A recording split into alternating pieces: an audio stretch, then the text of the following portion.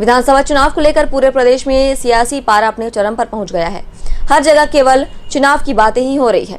छत्तीसगढ़ की विधानसभा क्रमांक भरतपुर सोनहत सीट से अगला विधायक कौन होगा, इसे लेकर विधानसभा के सबसे बड़े कस्बे नागपुर में चुनावी चौपाल का आयोजन किया गया, जहां आम जनता ने अपनी बात रखी। हमारे संवाददाता मनोज श्रीवास्तव ने आम जनता से उनकी राय पूछी, जहां लोगों ने अपने नेता को लेकर खुलकर बातें कही। हम आए हुए हैं भरतपुर सोनहत के विधानसभा क्रमांक 1 में। तो विधानसभा सोनहत के ही हम क्षेत्र के नागपुर में आए हुए हैं, जहां पर एक जन चौपाल हमने लगाया है। इस जन चौपाल के माध्यम से हम लोगों से जानेंगे कि जो वर्तमान जो प्रत्याशी भरतपुर सोनहत के लिए चुनाव लड़ रहे हैं, उनका क्या क्या मुद्दे रहेंगे, किस प्रकार से वो लोगों के सामने जा रहे हैं और लोग उनके हित में क्या उम्मीद लगा के बैठे हुए हैं कि कैसे हम अपना प्रत्याशी चुने, उनका क्या क्या घोषणा रहेगा, क्या क्या विकास जो वर्तमान जो विधायक रहे थे उनका क्या क्या विकास हुआ है। आइए हम शुरुआत करते हैं कि बीजेपी के द्वारा क्या घोषणाएं हुई थी और बीजेपी के द्वारा कितना विकास किया गया है। बताएंगे बीजेपी जो 15 साल रहा है यहाँ सत्ता पे थी, उनके द्वारा क्या विकास हुआ है। देखिए, भारतीय जनता पार्टी की सरकार जैसे बनी, डॉक्टर रमन सिंह जी मुख्यमंत्री बने, सबसे पहले उन्होंने गरीबों के पेट भरने का काम किया, 1 रुपए चावल देने का काम किया, जिससे आज चोरी चमारी बंद हुई है। ये डॉक्टर रमन सिंह की है। 50 साल कांग्रेस की सरकार रही, गरीबों का कभी नहीं सोचे। हमारे सिमरा पंचायत की मैं बात बता दूं, पहले गांव यहाँ से दुकान से लोग जाते थे, गड्ढे गांठी भर गड्ढे होते थे, घर अपने पीछे से जाते थे। लेकिन प्रधानमंत्री रोड बनाने का यदि किसी ने काम किया है तो माननीय अटल बिहारी वाजपेयी ने दिया है, जो आज गांव गांव में काला रोड जा रहा है। इससे पहले लोग वहीं दम तोड़ देते थे, हॉस्पिटल नहीं पहुंचते थे। वर्तमान में अभी किस प्रकार का विकास किया गया, किस प्रकार का काम हुआ? अभी तो विकास ऐसा हुआ कि पागल हो गया है। कारण उसका है 46 लाख रुपए का एक सिमरा में हमारा स्टाफ डैम बना है।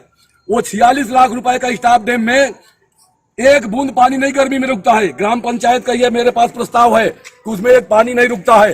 ये स्थिति है, मतलब भ्रष्टाचार इतना चरम पर है। ये ग्राम पंचायत का आपको मैं दिखा दूं, ये देखिए भ्रष्टाचार प्रस्ताव है। आप बताएंगे भ्रष्टाचार हुआ किया गया है, ग्राम वर्तमान जो विधायक थे उनके द्वारा सिर्फ भ्रष्टाचारी हुआ है, यह काम हुआ है। अगर जो जिसके आंख में नहीं दिख रहा है तो उसको कांग्रेस पार्टी जिम्मेदार थोड़ी है। अगर जो आंख बंद किया हुआ है, विकास क्या हुआ है बताएंगे। विकास, अब यहाँ का विकास में 5 बड़े मुद्दे बता देता हूँ। अपन नागपुर के जमीन पे खड़े हैं, नागपुर की ही बात मैं करूंगा, अभी भरतपुर सोनहत की बात नहीं करूंगा मैं।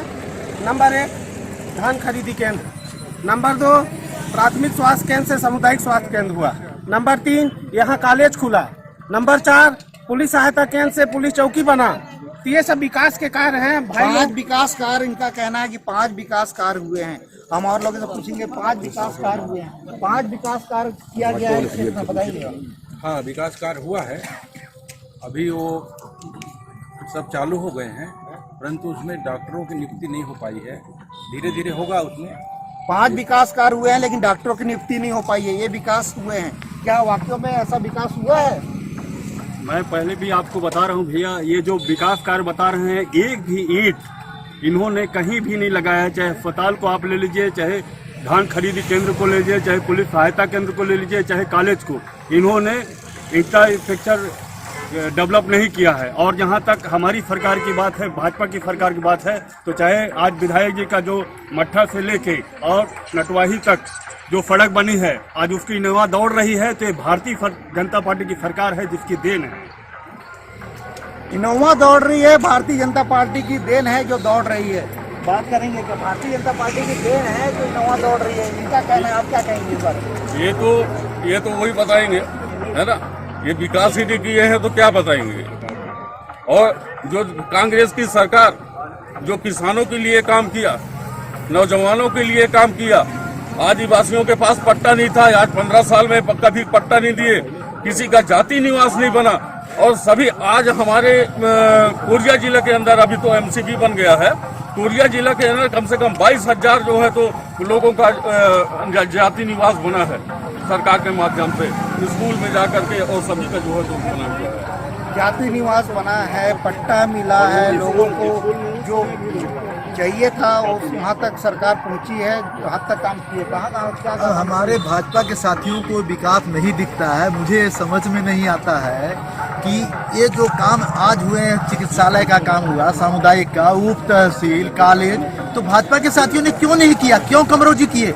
उस समय आज भाजपा का ही लोग नाम लेते हैं, आम जनता भाजपा का ही नाम लेती है कि भाई इन्होंने, जो कि प्रत्येक आम जनता को दिख रहा है। अभी वर्तमान में जिस प्रकार से जो सरकार बनेगी, मैं अपने भाजपा के साथियों से अभी वर्तमान में जो सरकार बनेगी, चाहे भाजपा की सरकार बने या छत्तीसगढ़ में कांग्रेस की सरकार बने, उनकी घोषणा क्या होनी चाहिए, किस प्रकार के मुद्दों को लेकर आम जनता की बीच जाएगी? विकास को लेके ही जाएगी। जैसे आप विकास का क्या मुद्दा रहेगा, कौन कौन से मुद्दे को लेकर जा रही है? विकास में आप बहुत सारे मुद्दे आते हैं। विकास की देखिए, जैसे कुछ अभी विकास हो गया, जैसे जैसे जल समस्या में कुछ अड़चन आई, उसको नहीं, वो पूरा होगा ही हर हालत। और मैं एक चीज और आपको कहना चाहता हूँ, ये भाजपा के जितने मेरे साथी हैं, अभी विगत दिनों माननीय श्री रेणुका सिंह जी ने जो वक्तव्य दिया कि हमारे कार्यकर्ताओं के साथ क्या वो कानून को हाथ मिलना चाहिए कि एक अगर कोई 2 उंगली काटेगा तो हमें 5 उंगली काट के दूसरे हाथ में रखें, क्या ये सही चीज है? सरकार की विधायक ने बोल रहे हैं, जो अभी वर्तमान में भाजपा प्रत्याशी विधायक है रेणुका सिंह, उनका भी एक बयान आया था जिसको लेकर यहाँ मुद्दा उठा हुआ है कि कोई 1 उंगली काटेगा तो हम उसका हाथ काट देंगे। इस मुद्दे को लेकर क्या कहेंगे आप? वैसे नहीं बोले थे कि जो हमारे कार्यकर्ताओं को कोई आदमी हाथ उठा के देखेगा तो उसको हम देखेंगे। उसको पत्रकार लोग ऐसा लिख दिए हैं कि उसका उंगली हम उनके साथ में घूमे हैं, ऐसा वो बात नहीं बोले हैं, लेकिन उसको पत्रकार लोग उसको उछाल दे रहे हैं। और रही विकास की बात, इनका कहना है कि उन्होंने इस बात की बात है, रेणुका सिंह ने ऐसा कुछ बयानबाजी नहीं दिया है, इसको जबरदस्ती उछाला जा रहा है। इस पर क्या कहेंगे आप? रेणुका सिंह का जो बयान आया था उस पर कहा जा रहा है कि 1 उंगली कटेगा तो पूरा हाथ काट दिया वो जाएगा, जो वहाँ पर रहे होंगे वही, लेकिन भाजपा वाले तो बोल रहे हैं कि ऐसा बयान नहीं दी थी वो। ये मीडिया में तो आया है सब चीज। तो मतलब वो ऐसा बयान दी है तभी वो सोशल मीडिया में चल रहा है। उनका बयान सुना उनका बयान पर ही पूरे जनता आक्रोशित है और इस प्रकार की जो उल्टा सीधा बयान देती आ रही हैं रेणुका सिंह, जो कि विधानसभा सोनहत और भरतपुर की प्रत्याशी हैं, उनका कहीं ना कहीं कथन गलत साबित कर रहे हैं भाजपा वाले। तो भाजपा वाले से बात करेंगे, काट दिया जाएगा। देखिए, कांग्रेस का काम ही है झूठ बोलना। कांग्रेस के लोग झूठ बोलने के अलावा कुछ नहीं करते हैं। जब इनको विकास नहीं दिखता है डॉक्टर रमन सिंह का, और अपना 50 साल तो ये लोग भूल गए। मेरे को तो ऐसा लगता है कि देश को 15 साल हुए थे आजाद हुए। हम बात करके भ्रष्टाचारी को लेकर, किस प्रकार के यहाँ भ्रष्टाचारी का काम हुआ है? भ्रष्टाचार मैं बताया तो अभी आपको मैं प्रस्ताव दिखाया, पंचायत का प्रस्ताव है, 46 लाख रुपए का स्टाफ डैम बना, 1 बूंद 5 रुकता है। दूसरी तरफ सुन लीजिए, आज ये रेता जो इस समय विधायक जी गाड़ी के सामने लेट जाते थे, आज वो 1 पैसे का रेता में रोक नहीं लगाते। दूसरा, एक आदमी यदि अभी चला जाए फौती चढ़ावाने के लिए, नामांतरण के लिए, तो आरआई पटवारी 15,000 10,000 रुपए के नीचे बात नहीं करता। क्या विधायक जी को या कांग्रेस के मित्रों को नहीं दिखता है कि उसमें रोक लगाई जा सके? वाले आरोप लगा रहे हैं, आपका क्या कहना है? भाई साहब, सच है कि आज आप चले कहीं पर भी यहाँ तहसील बना है, मतलब बिना पैसे कुछ काम ही नहीं हो रहा। और ये सवाल विकास से बोल रहे हैं ना, सबसे पहले हमारा 1 लाख आवास कहाँ गया? आ गए आवास का मुद्दा भी उठ रहा है, देख रहे हैं। दूसरा, एक मिनट, युवाओं का आवास को लेकर क्या कहेंगे? आवास का मुद्दा उठ रहा है। केंद्र शासन ने छत्तीसगढ़ से वापस ले लिया था 7,61,000। ठीक है, धीरे धीरे हमारे मुख्यमंत्री ने सर्वे कराया, अब जिनका बचा आवास था वो धीरे धीरे कंप्लीट होते जा रहा है। आप जाके गांव की ओर देखिए, लगभग हर गांव में 20-50 आवास का काम पूरा चालू है। और दूसरा चीज कहना चाहूंगा, मैं इस ग्राम पंचायत उप सरपंच होने के नाते, जिस तरह सिंह साहब बोल रहे थे कि हमारा रोड नहीं बना है, हमने आवेदन दे थक गए, पर उनको मैं 15 बार भी बता चुका हूँ कि आपकी जो जहाँ भूमि आप लिए है अवैध प्लाटिंग के रूप से है। मैं उनको बार कागज मंगाया कि आप उस ठेकेदार को लेके आइए और उसका हक त्याग कराइए और उसके सरकारी उसमें दीजिए खाते में, तब जाकर रोड स्वीकृति होगा। क्योंकि रोड बनाने के लिए ग्राम सभा का प्रस्ताव लगता है, नक्शा लगता है, खसरा लगता है, तब वो सरकारी प्लाट होगा, तब उसमें हो पाएगा। आपके जो विधायक वर्तमान में जो बने, आपके जो विधायक प्रत्याशी हैं, उनकी क्या घोषणा रहेगी आम जनता की? जितनी हुई है उससे और बढ़ चढ़ की रहेगी, जिसमें सब जनता संतुष्ट पहले भी थे और भी रहेंगे। 5 घोषणाएं बताइए, ऐसा कुछ जो करेंगे वो। आप बताइए 5 घोषणा जो वर्तमान विधायक को होना चाहिए, चाहे भाजपा को हो चाहे कांग्रेस का हो। कांग्रेस की जो गवर्नमेंट है वो घोषणा जो करेगी वो अपने मद्देनजर देखते आम हुए जनता के बीच में जाएगी ना, आम जनता के बीच में अभी घोषणा पत्र जो बनेगा उसी के आधार पे हमारे विधायक लोग काम आप लोग का करेंगे। आम जनता का मुद्दा क्या होना चाहिए, किस प्रकार का विकास होना चाहिए? विकास तो यहाँ पे बहुत हो चुका है, अभी और क्या होना चाहिए? और अभी यहाँ पे विकास के लिए तो इतना ज्यादा कुछ आप बचा बताइए नहीं है। किस प्रकार का विकास होना चाहिए? अभी हमारे यहाँ 5 बड़े बड़े काम हुए हैं।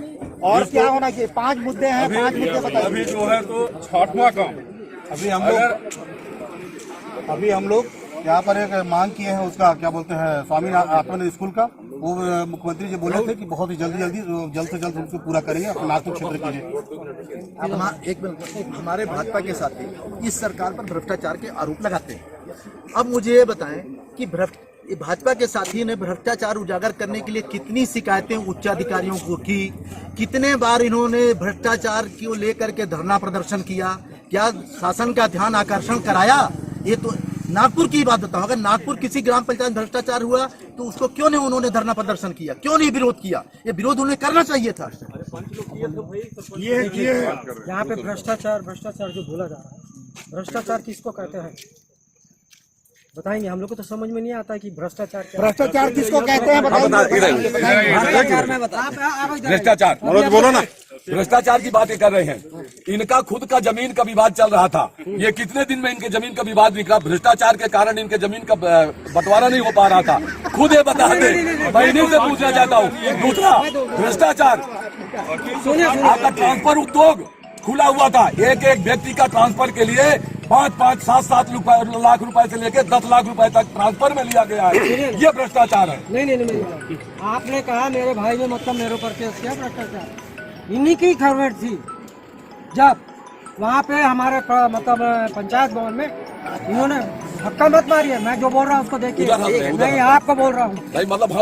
आराम से आपने कहा कि मतलब भ्रष्टाचार, मेरा भाई जो है मेरी जमीन को मैं खरीदा हूँ, अभी हम मुद्दा हमारी मुद्दा है, इन्होंने उठाया जो देखिए हमारी मुद्दा जो है, सरकार जो बन रही है उनकी घोषणा होंगे, कैसे घोषणा होंगे? नहीं, ठीक है, मैं इन्होंने जो मैंने आपने जो मुझे कहा मैं उसका जवाब देने के बाद इन्होंने कहा कि मतलब इनका भाई का मतलब पता तो नहीं है।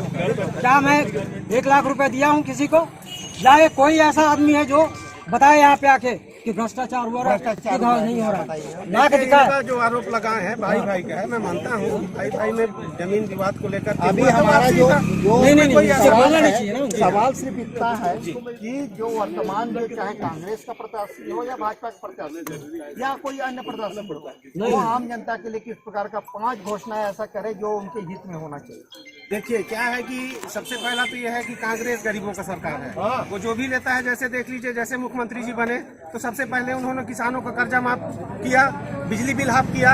वो जो भी रणनीति लेके आते हैं जमीनी स्तर से लेके आते हैं।